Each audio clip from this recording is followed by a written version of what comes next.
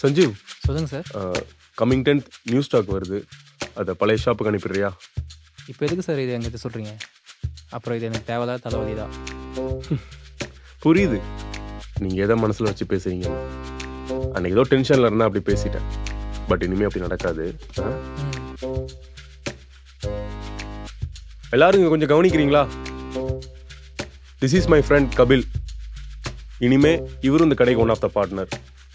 ஏய், நான் தான் அப்பவே சொன்னேன்ல. இது வரைக்கும் நீங்கள் எனக்கு என்ன மரியாதை கொடுத்தீங்களோ அதே தான் இனிமேல் இவருக்கும் கொடுக்கணும். இவனுக்கே யாரும் மரியாதை கொடுக்க மாட்டோம், இல்லை அவனுக்கு வேற கொடுக்கணுமா? என்னப்பா? வணக்கம் முதலாளி. நீங்க சிஎம், இவரு கேசிஎம்.